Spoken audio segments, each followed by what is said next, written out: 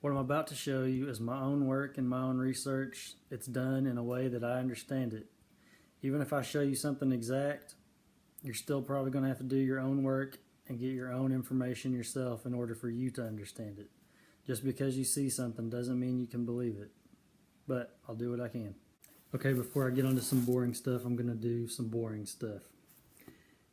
At night she appears like a man for 20 days each time. And by day she appears like the heaven, and there is nothing else in her save her light. At night you can see part of it's lit up, and you can see the part that's not lit up. Or it's just full. But in the day, all you see is the light, because you're looking through light that won't let you see this. So, that's what that means. Light on light does not have a shadow.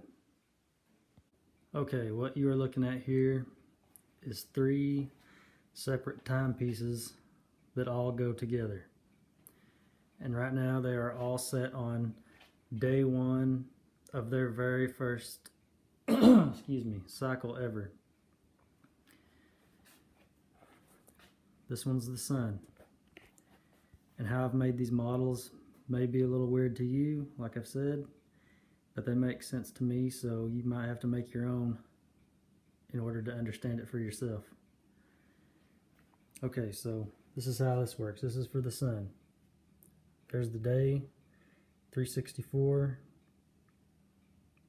Then it goes into 1, if I can get it to move.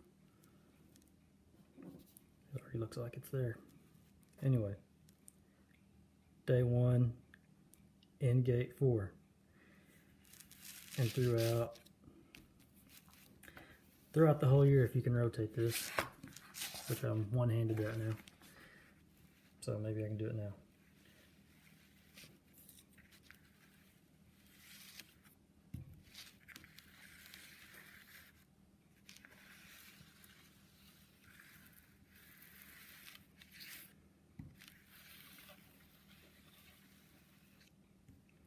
And as you go around that square,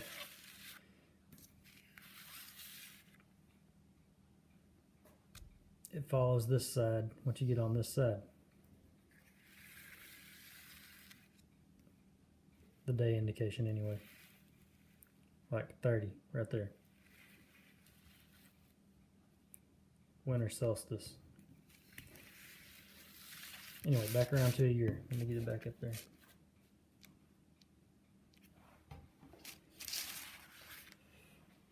Alright, this thing up here, it's actually kind of backwards to the direction of this. This needs to go the other direction. But something I understand, so I can make it work. On that day, at my location, that's what I'd be looking at if I look north. That's the position I would see at roughly 6 a.m. Hold on. Now I would. Okay. And as for 6 a.m., that is a clock system, not a sun and moon system. So it's only a rough figure. It can only get you close. As for what time actually, you'd have to know what time it actually is with the sun. But that's how that roughly works. Day 30, day 60, summer solstice, and back around. But this thing spins around every night, so you have to know what position it's in for your time that you calibrate to your measurement. So anyway, that's what that is. Now this is day 1, just as I showed you. This is day 1 for this, and this is the moon. Now when you read about days in those chapters of Enoch about the sun and the moon, you're reading about days for the sun and days for the moon, and they are not the same.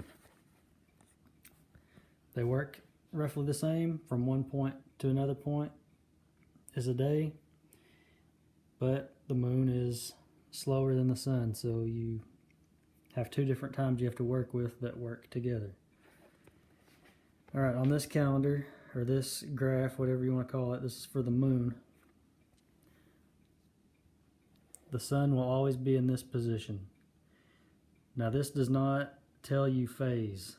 All this tells you is overhead position from sun to moon.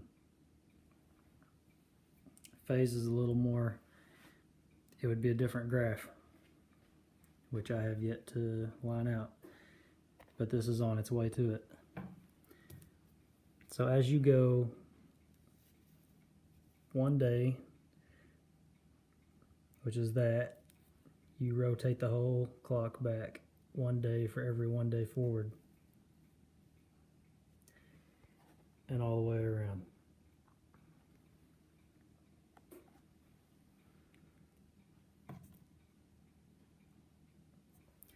But I won't get into those numbers because you're probably going to wonder how I got increments of 12 and 1 for this to work.